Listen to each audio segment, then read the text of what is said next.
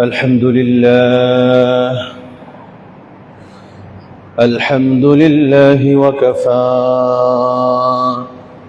وسلام على عباده الذين اصطفى أما بعد فقد قال الله تعالى في كلامه المجيد والفرقان الحميد فأعوذ بالله من الشيطان الرجيم أفحسبتم أنما خلقناكم عبثا وأنكم إلينا لا ترجعون وقال تعالى إنا لله وإنا إليه راجعون وقال النبي صلى الله عليه وسلم من تشبه بقوم فهو منهم وجاء في حديث الشريف عن النبي صلى الله عليه وسلم الناظر والمنظور في النار أو كما قال عليه الصلاة والسلام মহান রবের দরবারে অসংখ্য অগণিত শুকর ও সুজুদ জ্ঞাপন করছি যে আল্লাহ সুবহানাহু ওয়া তাআলা আমাদেরকে আজ পবিত্র শুক্রবার জুমার দিনে তার ঘর মসজিদে আসার জন্য তৌফিক দান করেছেন। এজন্য সকলে জোরে সুরে বলি আলহামদুলিল্লাহ। আল্লাহ সুবহানাহু ওয়া তাআলার অশেষ মেহেরবানি যে রব আমাদেরকে সর্বশ্রেষ্ঠ নবী দান করেছেন, সর্বশ্রেষ্ঠ রাসূল আমাদেরকে রব দান করেছেন। রব আমাদেরকে শ্রেষ্ঠ রাসূলের শ্রেষ্ঠ আদর্শ দান করেছেন। আমরা যে আদর্শে আদর্শবান হব, আমরা যেই চেতনায় উজ্জীবিত হব, সেই চেতনা আর সেই আদর্শের নাম হলো মিল্লাত ইব্রাহিম। সেই আদর্শ রব মুহাম্মদুর রাসূলুল্লাহ সাল্লাল্লাহু আলাইহি ওয়াসাল্লামের মাধ্যমে আমাদেরকে দান করেছেন। কিন্তু অত্যন্ত পরিতাপের বিষয় হলো মুহাম্মদুর রাসূলুল্লাহর আদর্শ ছেড়ে আমাদের যুবকেরা, এই সমাজের যুবক সহ উম্মার প্রায় বিরাট একটা অংশ পশ্চিমা আদর্শে লালায়িত হয়েছে, পশ্চিমাদের আদর্শ গ্রহণ করেছে, ইহুদি খ্রিস্টানদের আদর্শে তারা ধাবিত হচ্ছে। এটা উম্মার সবচেয়ে বড় অধঃপতনের কারণ। এই উম্মার অধঃপতনের অন্যতম একটা কারণ হলো এই উম্মার যুবকেরা মিসগাইড করতেছে, তারা সঠিক আদর্শের উপরে নেই, নিজেকে ভুলে গেছে, আত্মমর্যাদা ভুলে গেছে। আমরা মুসলিম, আমরা মুসলমান এই বলে আমাদের একটা আত্মপরিচয় আছে, একটা আত্মমর্যাদা আমাদের আছে। এই উম্মাহ যখন তার নিজ আত্মমর্যাদায় ফিরে আসবে, তখন রব এই উম্মার হাতে গোটা বিশ্বের দায়িত্ব অর্পণ করবেন। নিজ আত্মমর্যাদার স্থানে ফিরে আসতে না পারলে রব অযথাই এত গুরু দায়িত্ব এই উম্মার কাঁধে দান করবেন না, দিবেন না। এই জন্য আমাদেরকে আমাদের মূল আদর্শে ফিরে আসতে হবে। মূল আদর্শ থেকে সরে যাওয়ার একটা কারণ আল্লাহ রাব্বুল আলামিন কোরআনুল কারীমে বলতেছেন। আমি যে আয়াতে কারিমা তিলাওয়াত করেছি আজকে, এই আয়াতে কারিমায় আল্লাহ তাআলা বলতেছেন, স্মরণ করে দিতেছেন, আফাহাসিবতুম أفحسبتم أنما خلقناكم عبثا وأنكم إلينا لا ترجعون। তোমরা কি মনে করছো, তোমরা কি ভাবতেছো তোমাদেরকে সৃষ্টি করা হয়েছে অযথা অযথা? এটাই মনে করতেছো? আল্লাহ পাক স্মরণ করে দিতেছেন, না, অযথা সৃষ্টি করা হয়নি। ওয়ান্নাকুম ইলাইনা লা তুরজাউন।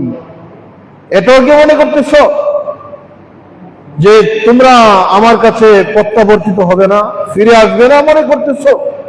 আল্লাহ তাআলা অন্য আয়াতে স্মরণ করে দিতেছেন যে অযথা সৃষ্টি করা হয়নি, ফিরে আসবে না এটা মনে করারও কোনো সুযোগ নেই, আমার কাছে ফিরে আসতে হবে।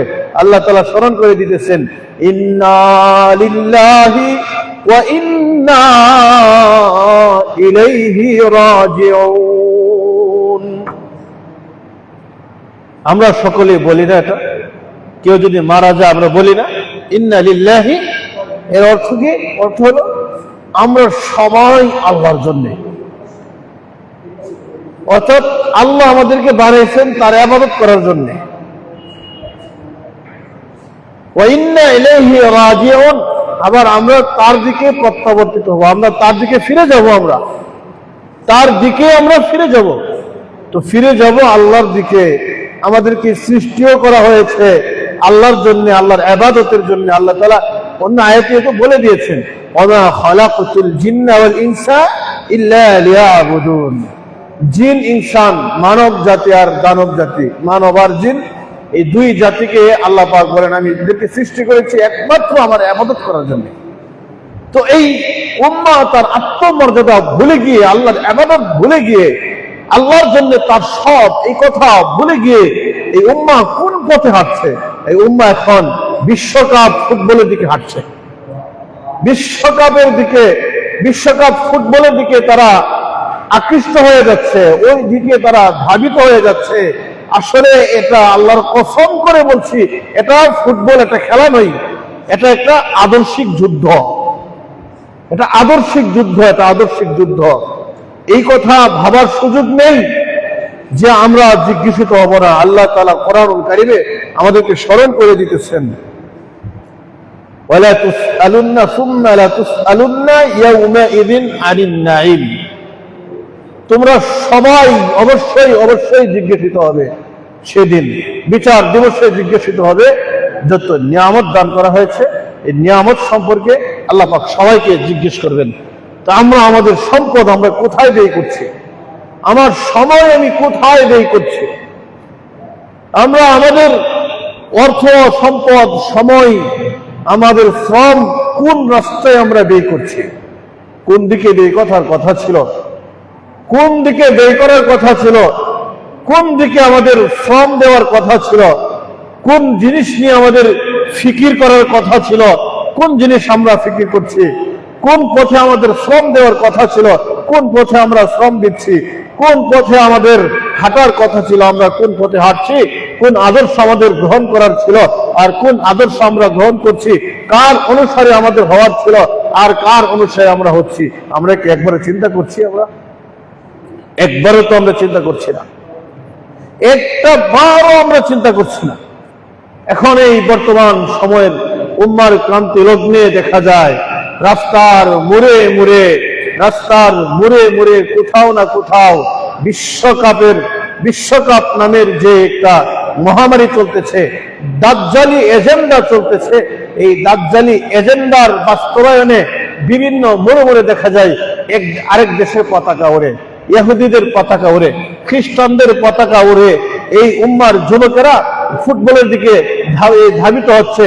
এই উম্মার যুবকেরা তারা মুহাম্মদুর রাসূলুল্লাহর আদর্শ ভুলে গিয়ে তারা দাজ্জালি আদর্শের দিকে তারা ধাবিত হচ্ছে। দাজ্জালি আদর্শটাকে তারা স্বাভাবিক মনে করছে। না, এই দাজ্জালি আদর্শটা স্বাভাবিক কোনো আদর্শ নয়। এই আদর্শ হলো এই উম্মাকে আত্মমর্যাদা ভুলিয়ে দেওয়ার দাজ্জালি অনাদর্শ একটা দাজ্জালি চক্রান্ত। এই দাজ্জালি চক্রান্তকে উম্মার যুবকেরা তারা ওইভাবে ফিকির করছে না। তারা মনে করতেছে আল্লাহ তাআলা এদেরকে এমনিতেই সৃষ্টি করেছে, এমনি এমনি সৃষ্টি হয়েছে, আবার পৃথিবীতে খেয়ে চলে যাবে, তাদের কোনো হিসাব নিকেশ হবে না, অসম্ভব। আল্লাহর দরবারে প্রত্যেকটাকে হিসাব দিতে হবে। আল্লাহ তাআলা অন্য আয়াতে বলেন, আহাসিবান নাস أن يتركوا آمنا يقولوا آمنا وهم لا يفتنون أحسب الناس أن يتركوا أن يقولوا آمنا তারা কি মানুষকে মনে করে এই কথা যে তারা শুধু শুধু বলবে যে আমান্না, আমরা ঈমান এনেছি, ওয়াহুম লা ইফতানুন, তাদেরকে পরীক্ষা করা হবে না, এদেরকে আগুনে পোড়ানো হবে না, এটাই মনে করে শুধু শুধু ঈমান এনেছি বললেই কি হবে? না, শুধু শুধু ঈমান এনেছি মুখে এই কথা বলার দ্বারাই হবে না। ঈমানের বাস্তবায়ন করতে হবে অঙ্গ প্রত্যঙ্গের মাধ্যমে, ঈমানের বাস্তবায়ন করতে হবে কাজের মাধ্যমে। ভাইরা আমার, আমরা মাঝে মধ্যে চিন্তা করি যে খেলা তো হচ্ছে অন্য জায়গায়, আমাদের কি? রাসূলুল্লাহ সাল্লাল্লাহু আলাইহি ওয়াসাল্লাম এই সম্পর্কে বলতেছেন, ইদা উমিলাল খাতিয়া, যখন কোন একটা গুনাহ যখন সংগঠিত হয়, গুনাহ একটা সংগঠিত হয়েছে, মান শাহিদাহা, ব্যক্তিটা দেখছে, ওখানে উপস্থিত আছে, কিন্তু কারিহাহা লা রাদিয়াহা, এটা পছন্দ করে না, অপছন্দ করে, অসন্তুষ্ট প্রকাশ করে। নবীজি সাল্লাল্লাহু আলাইহি সাল্লাম বলেন, কানা কামান গাবা আনহা, সে ওই জায়গায় উপস্থিত থাকা সত্ত্বেও যেন সে এখানে অনুপস্থিত, সে ওখানে অনুপস্থিত।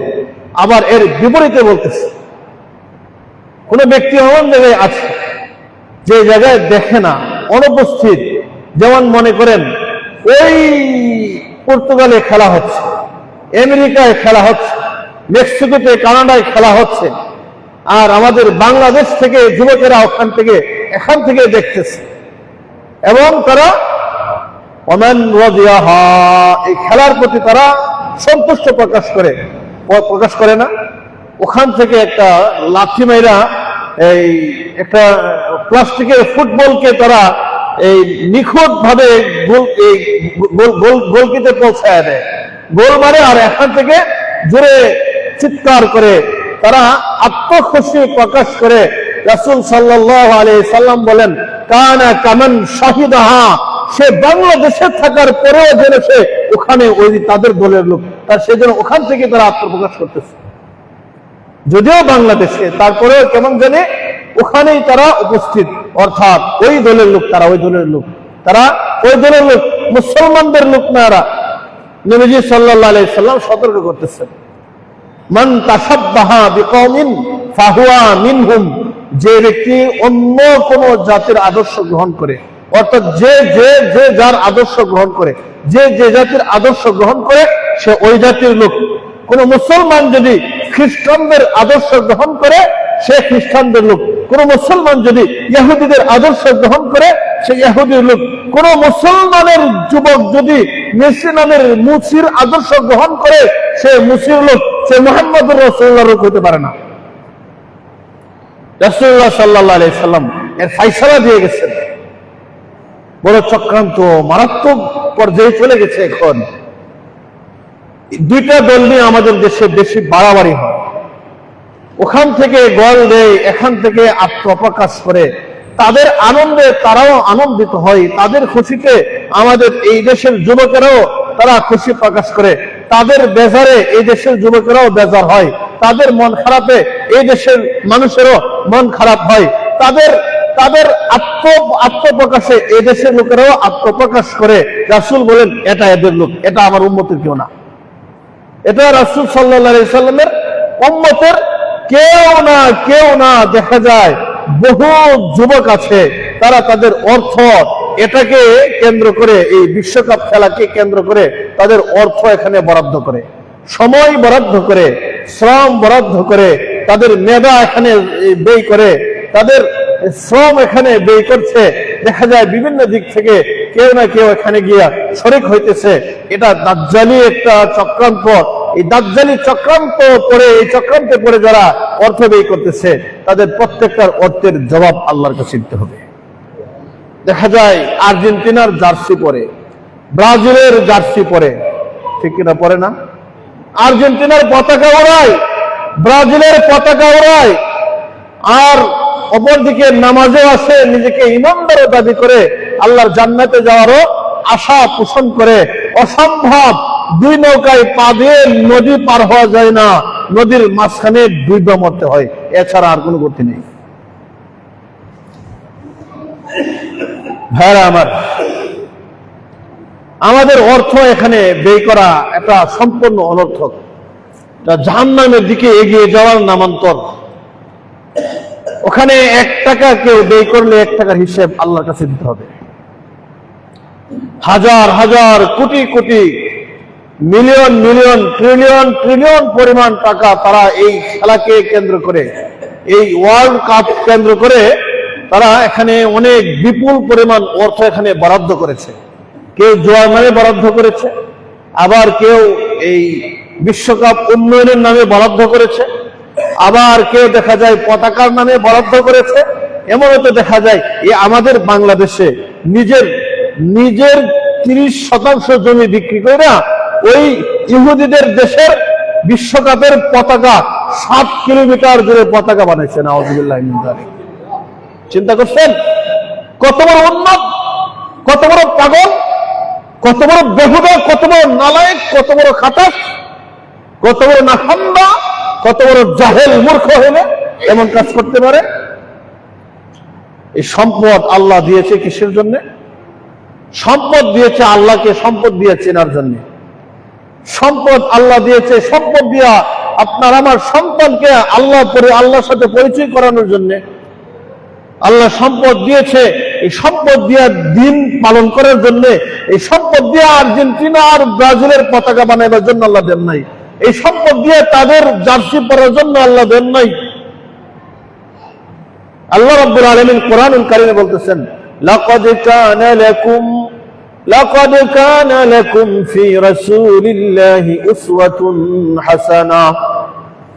তোমাদের জন্য মুহাম্মদুর রাসূলুল্লাহ সাল্লাল্লাহু আলাইহি সাল্লামের মাঝে আছে উত্তম আদর্শ।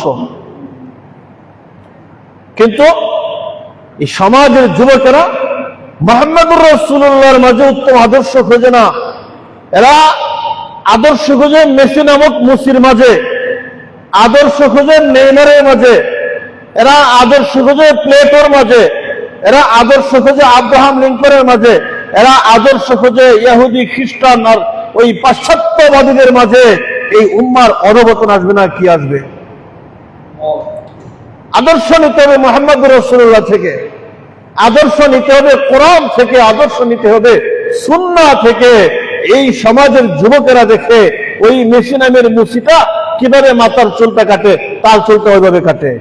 এরা দেখে ব্রাজিলের কে কোন প্লেয়ার কোন ভাবে কিভাবে চুল কাটছে, সে তার মতো চুল কাটে। কোন প্লেয়ার কোন জার্সি পরছে, সে তার মতো জার্সি পরে।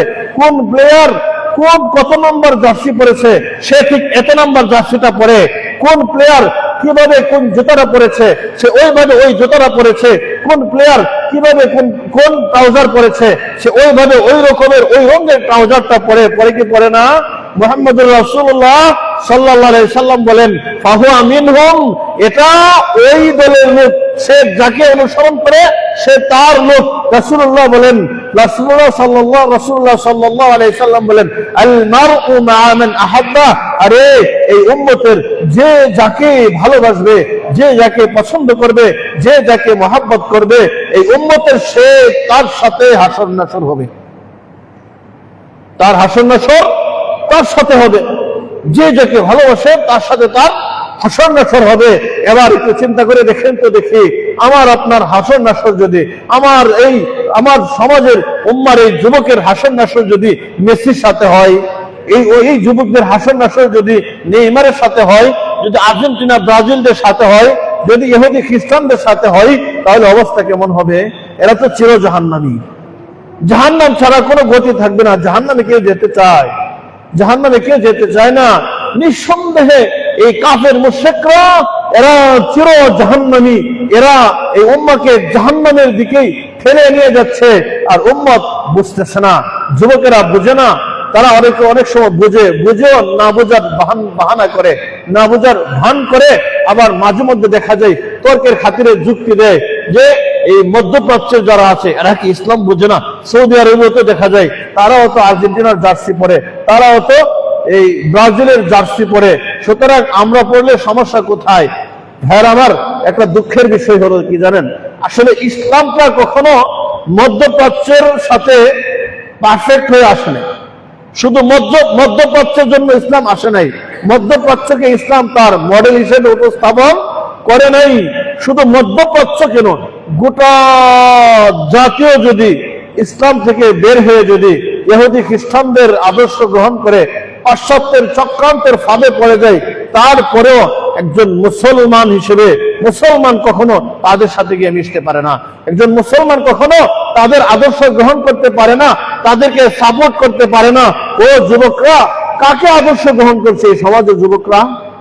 যাদেরকে আদর্শ হিসেবে গ্রহণ করছে এরা বিবাহের আগে 4-5টা করে সন্তান জন্ম দেয়।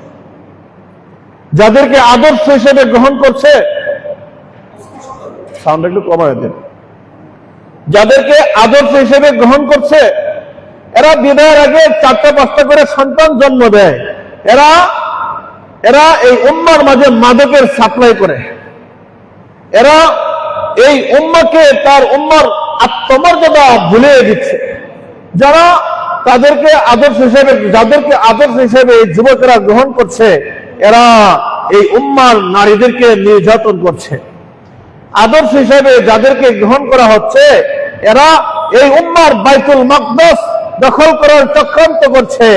আদর্শ হিসেবে যাদেরকে গ্রহণ করছে এরা এই উম্মার মা বোনদেরকে বাস্তহারা করছে। আদর্শ হিসেবে এই উম্মার যুবকেরা যাদেরকে গ্রহণ করছে এরা ফিলিস্তিনের মুসলমানদেরকে নিঃশেষ করে দেওয়ার চক্রান্তে মেতে উঠেছে এবং নিঃশেষ করেও দিচ্ছে। ঠিক কিনা বলেন? কাদের আদর্শ গ্রহণ করছে? কাদের পিছনে দৌড়াচ্ছে? আল্লাহর কসম করে বলি, এই বিশ্বকাপ, ওয়ার্ল্ড কাপ, ফুটবল, এই খেলাটা এটা কোনোভাবেই খেলা নয়, এটা একটা আদর্শিক যুদ্ধ। আল্লাহ রাব্বুল আলামিন কোরআনুল কারিমে আমরা আমাদের আদর্শিক যুদ্ধে আমরা বিজয়ী, আল্লাহ তাআলা এটা ঘোষণা করেছেন। আল্লাহ তাআলা বলেন, হুয়াল্লাযী আরসালা রাসূলাহু বিল হুদা ওয়া দীনিল হক লিইয়ুযহিরাহু আলাদ দীনি কুল্লিহি ওয়ালাউ কারিহাল মুশরিকুন। আল্লাহ তিনি ওই সত্তা যিনি একজন রাসূল প্রেরণ করেছেন, যিনি তার রাসূল প্রেরণ করেছেন, যিনি হক দিয়ে প্রেরণ করেছেন, যে যিনি হক সত্য দিন, এই সত্য জীবন ব্যবস্থা আরো যত ধর্ম আছে সব ধর্মের উপর বিজয়ী। এই ধর্ম, এটা ইসলাম, সমস্ত ধর্মের উপরে বিজয়ী। মুসলমানদের আদর্শ সব আদর্শের উপরে বিজয়ী। আল্লাহ বলেন, ওয়ালাউ কারিহাল মুশরিকুন, যদিও মুশরিকরা এটা অপছন্দ করে, যদিও মুশরিকরা না চায়, তারপরেও আল্লাহ বলেন এটা ইসলাম আগ থেকে বিজয়ী, ইসলাম শুরু থেকেই বিজয়ী। ইসলামকে বিজয়ী করতে হবে না, ইসলাম যে বিজয়ী, এই বিজয়ের ধারাবাহিকতা ধরে রাখতে পারলেই যথেষ্ট। ইসলাম আসছে বিজয়ী হয়ে। ইসলাম আসার সাথে সাথে যত আদর্শ নামের অনাদর্শ আছে সব বিলুপ্ত হয়ে গেছে, সব কিছুর বিলুপ্তি ঘটে গেছে। তো বলছিলাম, এই পাশ্চাত্যের এই খেলা আমাদেরকে, তারা চায় আমাদের এই যুবকেরা যেন অন্যের বিরুদ্ধে আর গর্জন করতে না পারে।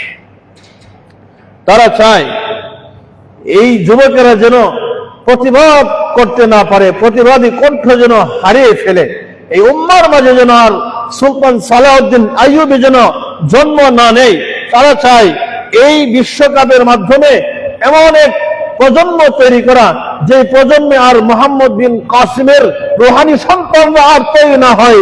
তারা চায় এই প্রজন্মে যেন আর কখনো যেন টিপু সুলতানের রুহানি সন্তানরা এখান থেকে তৈরি না হয়। তারা চায় হাফেজ জামিন শহীদের উত্তরসূরিরা যেন এই উম্মার মাঝে আর তৈরি না হয়। তারা চায় সৈয়দ আহমদ শহীদ রহমতুল্লাহ আলাইহির মতো বীর মুজাহিদ যেন এই উম্মার মাঝে তৈরি না হয়। তারা এই জন্যে তাদের মতো করে একটা খেলা নামক একটা চক্রান্ত তারা এই উম্মার মাঝে সয়লাব করে দিয়েছে। বরং তারা শুধু এটা করে ক্ষান্ত নয়, তারা এখানে আরো বড় ধরনের চক্রান্ত করতেছে। যেহেতু উম্মার সন্তানেরা তাদের জার্সিগুলো গ্রহণ করে, তো আগে দেখা যেত এই আর্জেন্টিনা যারা করে অথবা ব্রাজিল যারা করে, তো ব্রাজিলের জার্সিটা ছিল একরকম, আগে একরকম ছিল। এই 26-এর বিশ্বকাপে এসে তাদের জার্সির মধ্যে তারা শয়তানের ছবি দিয়েছে। তাদের জার্সির মধ্যে তারা যে ক্যালিগ্রাফিটা দিয়েছে, এটার মধ্যে ঘোরাটে ভাবে আছে শয়তানের শিং, শয়তানের চেহারা। এগুলো খেয়াল করলে পাওয়া যায়। আমরা এরকম ভাবার সুযোগ নাই যে হুজুর এগুলি খবর রাখে না। আমরা সব খবর রাখি, সব খবর আমরা রাখি। দাজ্জালি এজেন্ডা বাস্তবায়নের আরেকটা স্টেপ এটা।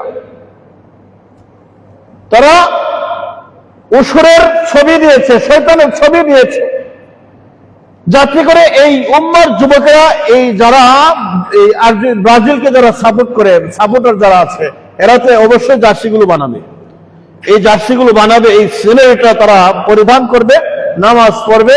এই নামাজ আল্লাহর কাছে কবুল হবে না, এই নামাজ আল্লাহর দরবারে গ্রহণযোগ্য হবে না। আবার অনেকে যুক্তি দেয় যে সৌদি আরবের তারাও তো জার্সি পরে, এরা কি ইসলাম কম বুঝে? না, শুধু সৌদি আরব কেন, গোটা বিশ্ব যদি এদের জার্সি গ্রহণ করে, তারপরেও এই উম্মার একজন যুবকের জন্য এই জার্সি গ্রহণ করা জায়েজ নেই। এরা আমাদের শত্রু, এরা আমাদের শত্রু। এরা কেমন শত্রু? আল্লাহ তাআলা কোরআনুল কারিমে বলতেছেন, লাতাজিদান্না আশাদ্দান নাস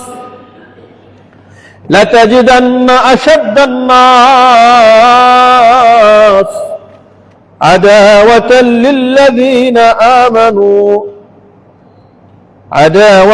লিল্লাযীনা আমানুল ইয়াহুদ ওয়াল্লাযীনা আশরাকু। আপনি যারা ঈমান আনছে, ঈমানদারদের শত্রু, কঠিন শত্রু হিসেবে ইহুদিদেরকে পাইবেন, মুশরিকদেরকে পাইবেন। অর্থাৎ ইহুদি মুশরিকরা এরা মুসলমানদের, ঈমানদারদের কঠিন শত্রু। এরা কট্টর শত্রু। এরা কখনো বন্ধু হতে পারে না। মাঝে মধ্যে যদিও একটু কোনো একটা ইস্যুতে সমবেদনা জানায়, এই সমবেদনায় দেখা যায় অনেক যুবকেরা আত্মহারা হয়ে যায়। তারা এদেরকে বাহবা দিতে থাকে, অথচ একবারও চিন্তা করে না এরাই তো মুসলমানদেরকে নিঃশেষ করতেছে, এরাই তো ফিলিস্তিনকে নিঃশেষ করতেছে, এরাই তো ফিলিস্তিনের আমাদের প্রথম কেবলা নাম কি? মসজিদুল আকসা। মসজিদুল আকসাকে তারা দখল করতে চায়। তারা চায় মসজিদুল আকসাকে দখল করে তারা ওখানে গিয়ে তারা সুলেমানি টেম্পল, তারা এখানে থার্ড টেম্পল তারা এখানে প্রতিষ্ঠা করবে। দাজ্জালি থার্ড টেম্পল তারা এখানে প্রতিষ্ঠা করবে, দাজ্জালি এজেন্ডা বাস্তবায়ন করবে। কিন্তু আল্লাহ রাব্বুল আলামিন এদেরকে মসজিদুল আকসা দখল করতে দিবেন না। এটাই সত্য, দিবেন না। এরা মুসলমানদেরকে ভুলাইয়া দিতে চায়। আর মুসলমানদের যুবকেরা বড় দুঃখের বিষয়, এদের পিছনে দৌড়াইতেছে, এদের পিছনে দৌড়াইতেছে। একবারও চিন্তা করেন না কোন দিকে যাচ্ছে। দেখেন, একটু চিন্তা করেন, এই বিশ্বকাপ নামের ফুটবল, যদিও এটা মুসলমানদের বিরুদ্ধে একটা চক্রান্ত, স্বাভাবিকভাবেও যদি আমরা একটু চিন্তা করি ফুটবলটা নিয়ে, এই ফুটবল যারা খেলে এদের সতর খোলা থাকে না সতর ঢাকা থাকে? খোলা থাকে না সতর খোলা থাকে। রাসূলুল্লাহ সাল্লাল্লাহু আলাইহি সাল্লাম এই সতর খোলা সম্পর্কে বলতেছেন, আন-নাযির ওয়াল মানযুর ফিন-নার। যে সতর খুলে, যে সতর দেখায় এবং যে দেখে, উভয়ই জাহান্নামে যাবে। সতর দেখনে ওয়ালাও জাহান্নামে যাবে, সতর দেখানে ওয়ালাও জাহান্নামে যাবে। একবার চিন্তা করেন তো দেখি, যারা চিরস্থায়ী জাহান্নামী হবে তাদের সাথে যদি আমার এই উম্মার যুবকদের হাসর নাসর হয়, তাদের সাথে যদি এই উম্মার বৃদ্ধের হাসর নাসর হয়, তাদের সাথে যদি এই উম্মার মা বোনদের হাসর নাসর হয়, তাহলে অবস্থা কেমন হবে? জাহান্নাম ছাড়া কোনো গতি হবে না। দেখা যায় এই তাদের কারো যদি কোনো পছন্দের দল হেরে যায়, দল হেরে যাওয়ার কারণে মন খারাপ করে, দল হেরে যাওয়ার কারণে কোন কোন যুবককে দেখা যায়, কোন কোন যুবতীকে দেখা যায় খাবার বন্ধ করে দেয়, খেতে চায় না, খাবার নিয়েও অনশন করে, আছে না নাই? বহুত আছে এমন। আবার দেখা যায় কখনো কখনো তার পছন্দের দলটা হেরে গেছে, এই জন্য ফাঁসির কাষ্ঠেও ঝুলে আত্মহত্যা করে, বিষ পান করে আত্মহত্যা করে, আরো যত আত্মহত্যার এই প্রক্রিয়া আছে, এই কোন না কোন একটা প্রক্রিয়া গ্রহণ করে আত্মহত্যা পর্যন্ত করে, তাদের পতাকা টাঙ্গাইতে গিয়া বিদ্যুৎ পৃষ্ঠ হয়ে মারা যায়, সোজা জাহান্নামে যায়, সোজা জাহান্নামে যায়। আবার কাউকে কাউকে দেখা যায় এর জানাজাও পড়ে। এদের আবার কিসের জানাজা? কিসের জানাজা? কিসের ইমানদার? এর নাম কি ইমান? ইমান হবে কেমন? ইমান হবে আল ওয়ালা ওয়াল বারা, বিশিষ্ট ইমান। কে আমার আপন হবে, কে আমার পর হবে, কে আমার বন্ধু হবে, কে আমার শত্রু হবে, এর নির্ধারণ কে করে দিয়েছেন? আল্লাহ রাব্বুল আলামিন। এর নির্ধারণ তো আল্লাহ করেছেন। আমি নিজ থেকে কেন আমি আমার বন্ধু নির্ধারণ করতে যাব? এই উম্মার যুবকেরা নিজের থেকে কেন তার সাথী নির্ধারণ করতে যাবে? বড় পরিতাপের বিষয়। আল ওয়ালা ওয়াল বারা, কে শত্রু হবে, কে বন্ধু হবে, এই উম্মার মাঝে এর আলোচনা নাই। যুবকরা বোঝে না, যুবকেরা বোঝে না। আল্লাহ রাব্বুল আলামিন কোরআনুল কারীমে বলতেছেন, ইয়া আইয়ুহাল্লাযীনা আমানু লা তাত্তাখিযুল ইয়াহুদা ওয়ান নাসারা আউলিয়া। হে ঈমানদারগণ, তোমরা ইহুদি নাসারাদেরকে বন্ধু রূপে গ্রহণ করবে না। কারণ বা'দুহুম আউলিয়াউ বা'দ, এরা নিজেরা নিজেদের বন্ধু, এরা কখনো অন্যদের বন্ধু না। মুশরিকরা কখনো মুসলমানদের বন্ধু না, মুশরিকরা কখনো ঈমানদারদের বন্ধু না। আল্লাহ বলেন, ইন্নামাল মুশরিকুনা নাজাসুন, মুশরিক যত আছে প্রত্যেকটা নাপাক, একটাও পবিত্র নাই, সবগুলি অপবিত্র। সুতরাং মুশরিক কখনো বন্ধু হতে পারে না। আজকে দেখেন, ইসরায়েল বলেন, আর মেক্সিকো বলেন, ব্রাজিল বলেন, আর্জেন্টিনা বলেন, আমেরিকা বলেন, অথবা আমাদের এই প্রতিবেশী রাষ্ট্র ভারত বলেন, কেউই আমাদের বন্ধু না, কেউই মুসলমানদের বন্ধু না। সুতরাং এরা সবাই আমাদের শত্রু। ভারতের দিকে দেখেন মুসলমানদেরকে কিভাবে নির্যাতন করতেছে, আপনি একটু তাকিয়ে দেখেন না। উইঘুরে তাকিয়ে দেখেন মুসলমানদেরকে কিভাবে নির্যাতন করতেছে। আরো অন্যান্য যে অঞ্চলগুলোতে আছে মুসলমানরা নির্যাতিত, নির্যাতনের এই পরিমাণ এতটাই এই দুরবস্থা, এটা মুখে প্রকাশ করার মতো না। বিশেষ করে ইসরায়েলে যাদেরকে হামাসের বন্দীদেরকে তারা আটক করেছে, হামাসের থেকে যারা বন্দী হয়েছে, এদের প্রতি কেমন আচরণ করতেছে, এবং সাধারণ ফিলিস্তিনে যারা আছে এদেরকে যে বন্দী করেছে, এই বন্দীদের প্রতি কেমন আচরণ করতেছে। আমরা তো বেলাল ইবনে রাবাহ রাদিয়াল্লাহু তাআলা আনহুর নির্যাতনের কথা কাগজে পড়েছি, পাতায় পড়েছি, ইতিহাসে পড়েছি। আমরা আম্মার বিন ইয়াসিরের কথা ইতিহাসে পড়েছি, সুমাইয়া রাদিয়াল্লাহু তাআলা আনহার নির্যাতনের কথা আমরা ইতিহাসে পড়েছি। কিন্তু বর্তমান সমাজের ইহুদি খ্রিস্টানেরা মুসলমানদেরকে যে নির্যাতন করতেছে, আল্লাহর কসম করে বলছি, ওই জাহিলি যুগের নির্যাতনের চাইতেও একটু বিন্দু পরিমাণও কম নির্যাতন এখন তারা করতেছে না। তারা মারাত্মক পর্যায়ে নির্যাতন করতেছে। তারা গায়ে পোশাকটা পর্যন্ত মুসলমান বন্দীদেরকে রাখতে দিচ্ছে না। মুসলমান বন্দীদেরকে তারা 3 বেলা নিয়মিত খাবার দিবে তো দূরের কথা, তারা 3 বেলা পানিটা পর্যন্ত দিচ্ছে না। আর মুসলমানরা তাদের বন্দীদের প্রতি কেমন আচরণ করত, কেমন সদয় হইত। হামাসদের থেকে যখন ইসরায়েলি বন্দীরা যখন মুক্তি পাইছে, প্রত্যেকটার চেহারা সজীব ছিল, আগে যেমন ছিল এর চেয়ে আরো বেশি তাজা হয়ে গেছিল। কারণ বন্দীদের যে সৎ আচরণ ইসলাম নির্ধারণ করে দিয়েছে, ওই সৎ আচরণ হামাসের মুজাহিদরা করেছিল। তারা চায় এই উম্মাহ যেন নিজেরা নিজেদের শত্রু হয়ে যায়। এই জন্য তারা বিভিন্ন আদর্শ উম্মার মাঝে পুশ করে, আর এই উম্মার যুবকেরা এগুলো সব মুছে নেয়, সময় নষ্ট করছে। এই যুবকদের বাবা মাদেরও এখানে দায়ভার আছে, মা বাবাদেরও দায়ভার আছে। মা বাবাদের বিচার আল্লাহ আগে করবেন, তারপরে অপরাধের বিচার করবেন। কারণ আমাদের জন্য শিক্ষা, আমাদের মায়েরা যেন তার সন্তানকে দুধ পান করায়, দুধ পান করানোর সাথে সাথে যেন এই নিয়ত করে আমার এই সন্তানটা আল্লাহর বান্দা হবে, শুধু আমার সন্তান নয়, আমার এই সন্তানটা উম্মার মুজাহিদ হবে, আমার এই সন্তানটা অন্যের বিরুদ্ধে প্রতিবাদী কণ্ঠ হবে, আমার এই সন্তানটা এই অন্যের বিরুদ্ধে একটা দুর্গ হয়ে দাঁড়াবে, এই নিয়ত করে যেন দুধ পান করায়। যদি এই নিয়ত করে দুধ পান করান, তাহলে এই মা হবে জান্নাতি, এই মায়ের দুধ হবে সফল, এই মায়ের পরিচর্যা হবে সফল, এটা তার নিজের জন্য হবে। আর যদি এই নিয়ত করে শুধু আমার সন্তান, আমি সন্তান হিসেবে পান করাইছি, তাহলে আল্লাহর কাছে এই মা, আল্লাহর কসম করে বলছি, কোনো প্রতিদান পাবে না, কোনো প্রতিদান পাবে না। আল্লাহর বান্দা হিসেবে প্রতিপালন করতে হবে।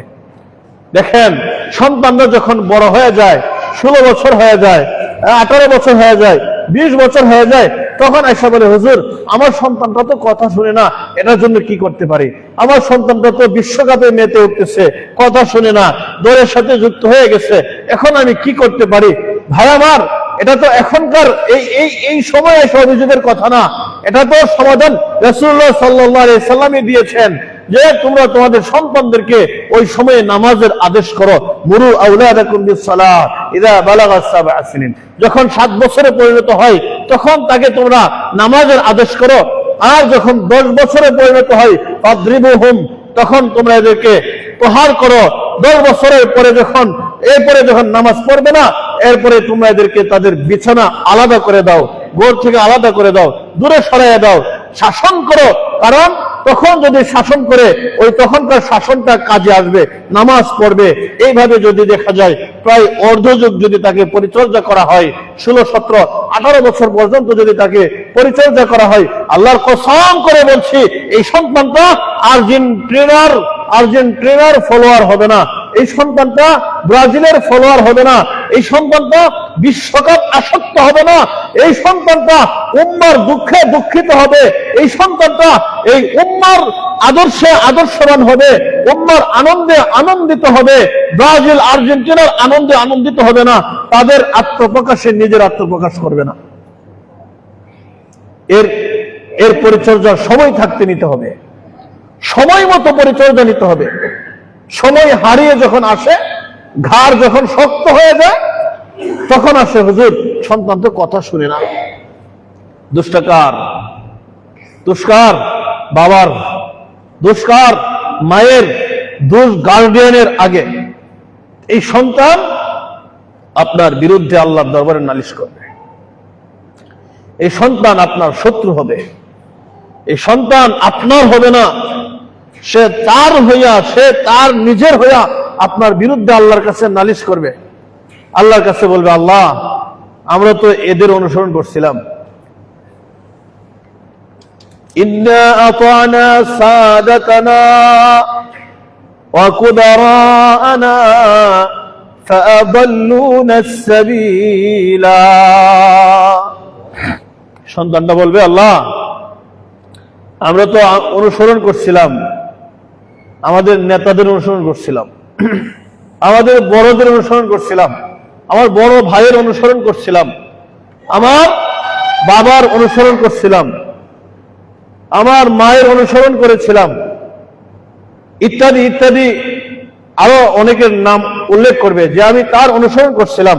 ফাদাল্লুনা সাবিলা, এরা আমাদেরকে পথভ্রষ্ট করেছে, এরা আমাদেরকে আর্জেন্টিনার সাপোর্টার বানাইছে, এরা আমাকে ব্রাজিলের সাপোর্টার বানাইছে, এরা আমাকে ইহুদিদের সাপোর্টার বানাইছে, এরা আমাকে খ্রিস্টানদের সাপোর্টার বানাইছে, এরা আমাকে উম্মার আদর্শ শিখায় নাই, মুহাম্মদুর রাসূলুল্লাহর আদর্শ শিখায় নাই। এবার কি হবে শাস্তি? বলে, রব্বানা আতিহিম দিফাইনি মিনাল আযাব। আল্লাহ আমরা তো শাস্তি দিবা বুঝছি, আমরা যদি একটু শাস্তি দাও, এদেরকে দ্বিগুণ শাস্তি দিও, ডাবল শাস্তি দিও এদেরকে। চিন্তা করছেন? এই সন্তান আপনার বিরুদ্ধে বলবে, আমার চেয়ে ডাবল শাস্তি আমার বাপরে দাও, আমার চেয়ে ডাবল শাস্তি আমার ওই দলের বড় ভাইরে দাও, আমার চেয়ে ডাবল শাস্তি আমার নেতারে দেও, আমার চেয়ে ডাবল শাস্তি আমার আপন বড় ভাইদারে দেও, কারণ এটা আমার পথভ্রষ্ট বানাইছিল। দুনিয়াতে এটা আমাকে মুহাম্মদুর রাসূলুল্লাহকে শিক্ষা দেয় নাই। বড় চক্রান্তের বিষয়। এই উম্মার যুবকেরা নাম জানবে কার, আদর্শ নেবে কার, ইতিহাস পড়বে কার, কাদের নাম জপছে, কাদের আদর্শ গ্রহণ করছে, কাদের ইতিহাস গ্রহণ করছে, নিজেরা তো ইতিহাস গড়তে পারবে না, বরং নিজেরা ইতিহাসের আস্থা করে নিক্ষিপ্ত হবে। তারা নাম জপছে মেসির, তারা নাম জপছে আরো নিকৃষ্ট ব্যক্তিদের, যাদের নাম ছিল এপস্টাইন ফাইলের মধ্যে। এপস্টাইন ফাইল সম্পর্কে আমরা সকলেই জানি। এপস্টাইন ফাইলের মধ্যে ওই পাশ্চাত্যের খেলোয়াড়দের নামও আছে, যে এপস্টাইন ফাইলের লোকেরা এই উম্মার সন্তানদের নারী ভুঁড়ি বের করে অন্ত্র থেকে মলমূত্র সব বের করে অন্ত্র পর্যন্ত গিলে খাইছে। তারা কারা? তারা দাজ্জালের অনুসারী। তারা দাজ্জালকে প্রমোট করে। আশ্চর্য লাগে যে দাজ্জালের সময় এত মানুষ কেমনে যাবে। এর বাস্তব প্রমাণ হলো বর্তমান সময়ের বিশ্বকাপ। সবাই জানে এটা ইহুদি খ্রিস্টানদের, এটা মুসলমানদের বিরুদ্ধে, জানার পরেও এগুলোর পিছনে দৌড়ায়। ওখান থেকে গোল দেয়, ওই গোলের আওয়াজ, গোল দেখে এখান থেকে এই যুবকেরা নাচে ওঠে, নাচে না? যুবকদের চিৎকারের কারণে রাত্রিবেলা মানুষ ঘুম থেকে জেগে ওঠে। ছোট নবজাতক শিশুরা ঘুম থেকে চিল্লায় ওঠে, ভয় পেয়ে ওঠে। কিসের এত আত্মপ্রকাশ, কিসের এত আনন্দ, কিসের এত উল্লাস, কিসের এত এত ইমেজ তখন কোথায় ছিল? যখন আফগানিস্তান থেকে যখন পশ্চিমরা যখন তারা তাদের লাঠিসোঁটা সব গোটে যখন পালাইছিল, তখন মুসলমানদের পক্ষে আত্মপ্রকাশ কোথায় ছিল? তখন মুসলমানদের পক্ষে তাদের এই আনন্দ উল্লাস কোথায় ছিল? উম্মার পক্ষে কেন আনন্দ উল্লাস আসে না? তাদের বিজয়ে কেন আমার এই উম্মার এই যুবকেরা আনন্দ উল্লাস প্রকাশ করে? তাদের পক্ষে কেন এই উম্মার যুবকেরা, কেন তারা এই অর্থ ব্যয় করছে, কেন সময় ব্যয় করছে, কেন তাদের শ্রম ব্যয় করছে? অর্থ মূল্যবান, সময় মূল্যবান, শ্রম মূল্যবান, আমার আপনার সন্তানটাও মূল্যবান। যদি আমার সন্তানটা হয় আল্লাহর বান্দা, আমার অর্থ মূল্যবান হবে। যদি আমার অর্থ হয় দিনের জন্য, আমার সময়টা মূল্যবান হবে।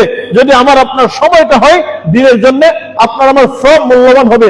যদি আপনার আমার শ্রম হয় দিনের জন্য, আর যদি হয় ফুটবলের জন্য, সব ভেস্তে যাবে, সব জাহান্নামে যাবে। এগুলো জাহান্নামের কারণ হবে। উম্মার অধঃপতনের বর্তমান সময়ের সবচেয়ে বড় কারণ হলো পাশ্চাত্যের আদর্শ গ্রহণ করা, মুহাম্মদুর রাসূলুল্লাহর আদর্শ ভুলে যাওয়া। সাল্লাল্লাহু আলাইহি ওয়াসাল্লাম, রাসূলুল্লাহ সাল্লাল্লাহু আলাইহি ওয়াসাল্লাম হাদিস শরীফে বলেছেন, লাকাদ কানা, রাসূলুল্লাহ সাল্লাল্লাহু আলাইহি ওয়াসাল্লাম বলেছেন যে এই উম্মার একটা দল থাকবে এমন, যারা পাশ্চাত্যবাদীদের আদর্শ এমন ভাবে গ্রহণ করবে, রাসূল বলেন শিবরান বি শিবরিন, জিরাআন বি জিরাইন। তারা পাশ্চাত্যের আদর্শ বিগত ভাবে তারা গ্রহণ করবে। তারা হাতে হাত, গজে গজ, মেপে মেপে তারা গ্রহণ করবে। এরা যদি গুইসাপের গর্তে ঢুকায়, লাউ কানা ফি জাহরি দুব্বিন লাসালাকতুমুহু, এরা গুইসাপের গর্তে ঢুকে গেলে গুইসাপের গর্তে গিয়েও এই উম্মার যুবকেরা ঢুকবে, এমন ভাবে অনুসরণ করবে। রাসূল বলেন এরা তাদের অনুসারী, এরা তাদের দলের, এরা তাদের সাথে জাহান্নামে যাবে। এই জন্য আমরা আমাদের আদর্শে আমরা আদর্শবান হব। আমাদের যুবকেরা যেন আমাদের আদর্শবান হয়। আমাদের যুবকেরা যেন ওমরের নাম জানে, আমাদের যুবকেরা যেন মুহাম্মদুর রাসূলুল্লাহর নাম জপে, আমাদের যুবকেরা যেন আম্মা জান আয়েশার নাম জানে, সাহাবায়ে কেরামের নাম জানে, তাবিঈনদের নাম জানে, তাবিঈনদের নাম যেন মুখস্থ করে।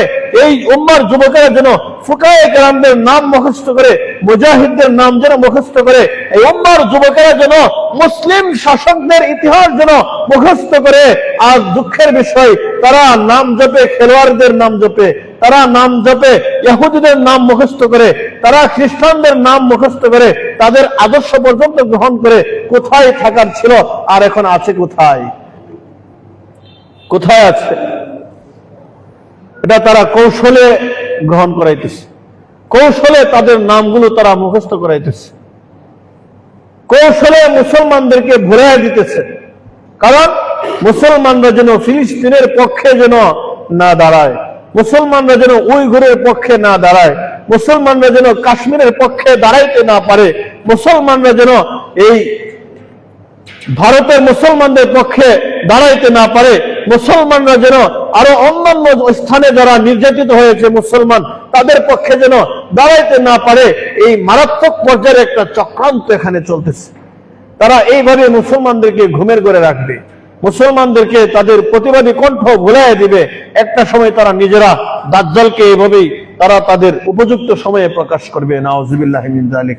তখনকার সময়টা কেমন হবে একটু চিন্তা করেন। এখনকার এই সময়ে যদি এই বিশ্বকাপের স্টার যাদেরকে বলা হয় এরা যদি বাংলাদেশে আসে, যুবকদেরকে কেউ ঠেকে রাখতে পারবে? দেখার জন্য যাবে না? যাবে তো?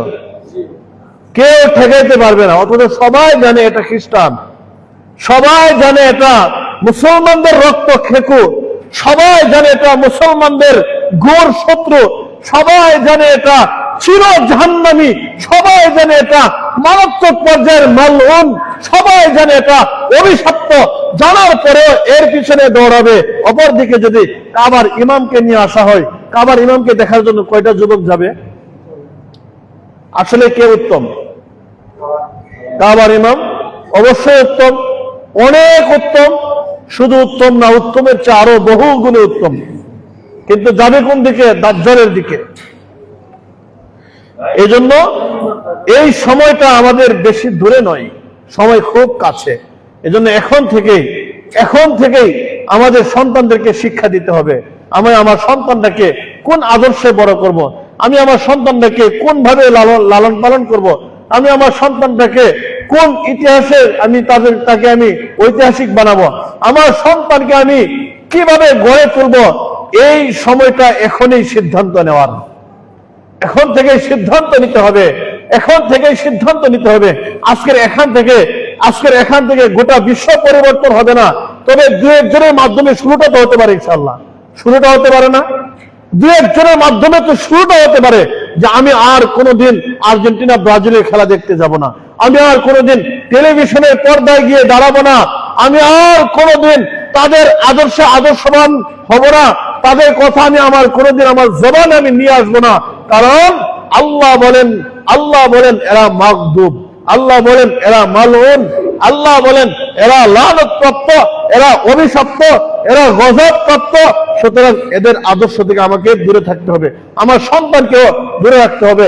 এই জন্য এখন থেকে সময় আসছে, এই সময় আমাদেরকে এখন সিদ্ধান্ত নিতে হবে আমি কিভাবে পরিচালনা করব, আমি কিভাবে আমার সন্তানের পরিচর্যা করব, আমি কিভাবে আমার সময় আমার অর্থ আমি কিভাবে ব্যয় করব, আমার সময় কিভাবে আমি কাজে লাগাবো, আমার আদর্শ কি হবে, আমার বন্ধু কে হবে, আমার শত্রু কে হবে। এখন থেকে আমাকে সিদ্ধান্ত নিতে হবে। রাসূলুল্লাহ সাল্লাল্লাহু আলাইহি ওয়াসাল্লাম বলেন, নবীজি সাল্লাল্লাহু আলাইহি ওয়াসাল্লাম বলেন, মান আহাব্বা লিল্লাহ ওয়া মান আবগাদা লিল্লাহ, যে আল্লাহর জন্য একজনকে ভালোবাসলো, যে আল্লাহর জন্য একজনকে মহব্বত করে আর আল্লাহর জন্য একজনকে দূরে রাখে, আল্লাহর জন্য একজনকে ঘৃণা করে। নবীজি বলেন, ওমান আতা লিল্লাহ ওয়া মানা লিল্লাহ, যে আল্লাহর জন্য খাবার দেয় আর যে আল্লাহর জন্য দেওয়া থেকে বিরত থাকে, ফাকাদ ইসতাকমালাল ঈমান, তার ঈমান হবে পরিপূর্ণ।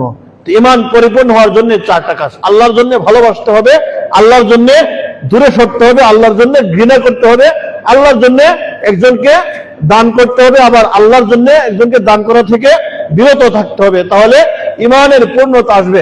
এর আগ পর্যন্ত কখনো ঈমানের পূর্ণতা আসবে না। ঈমানের পূর্ণতার আরেকটা দিক হলো কাফেরদের প্রতি আমার নমনীয়তা, কাফেরদের প্রতি আমার দৃষ্টিভঙ্গি কেমন হবে, আর মুসলমানদের প্রতি আমার দৃষ্টিভঙ্গি কেমন হবে। আল্লাহ রাব্বুল আলামিন কোরআনুল কারীমে এই কথাটাও আমাদেরকে শিক্ষা দিয়েছেন যে মুহাম্মাদুর রাসূলুল্লাহ ওয়াল্লাযীনা মাআহু আশিদ্দাউ আলাল কুফার। আরে মুহাম্মাদুর রাসূলুল্লাহ সাল্লাল্লাহু আলাইহি সাল্লাম এবং তার সাথীবর্গ যারা ছিলেন, সাহাবায়ে কেরাম যারা ছিলেন, তারা আশিদ্দাউ আলাল কুফার, কাফেরদের প্রতি তারা ছিলেন মারাত্মক কঠোর ছিলেন। রুহামাউ বাইনাহুম, কাফেরদের প্রতি যেমন কঠোর ছিলেন তেমন নিজেদের মাঝে তারা ছিলেন রহম দিলওয়ালা, নিজেদের মাঝে তারা ছিলেন বড় দয়াবান। একে অপরকে প্রাধান্য দিতেন, নিজে না খেয়ে নিজের মুসলমান ভাইকে খাওয়াইতেন, নিজের উপর অন্যকে প্রাধান্য দিয়ে চলতেন। এই জিনিসটা আমাদেরকে আল্লাহ বা কোরআনুল কারীমও শিক্ষা দিয়েছেন। সুতরাং আমার শত্রু আল্লাহ নির্ধারণ করে দিয়েছেন, আমার বন্ধু আল্লাহ নির্ধারণ করে দিয়েছেন, আমার আদর্শ আল্লাহ নির্ধারণ করে দিয়েছেন। এজন্য আমাকে হীনমন্যত হওয়ার কোনো সুযোগ নেই, ইহুদি খ্রিস্টানদের আদর্শ গ্রহণ করার কোনো সুযোগ নেই, তাদের খেলায় মেতে ওঠার কোনো সুযোগ নেই, তাদের পতাকা আমার ঘরের ছাদে টাঙাবার কোনো সুযোগ নাই, তাদের গোল দেখে আমার চিৎকার করে ওঠার কোনো অপশন নাই, কোনো সুযোগ নেই। মুহাম্মদুর রাসূলুল্লাহর শত্রু যারা আমার শত্রু তারা, আমার দ্বীনের শত্রু যারা আমার শত্রু তারা, আল্লাহর শত্রু যারা আমার শত্রু তারা, আমার এই উম্মার যুবকের শত্রু তারা। সুতরাং শত্রু এখন থেকে চিনতে হবে, বন্ধু এখন থেকে চিনতে হবে। এর নামই হলো আল ওয়ালা ওয়াল বারা। কে শত্রু হবে কে বন্ধু হবে নির্ধারণ করে দিয়েছেন আল্লাহ। তো আজকের যে আলোচনা হয়েছে, এই আলোচনা অনুযায়ী আল্লাহ রাব্বুল আলামিন আমাদেরকে শত্রু এবং বন্ধু চেনার তৌফিক দান করুন। ওয়া আখিরু দাওয়ানা আলহামদুলিল্লাহি রাব্বিল আলামিন।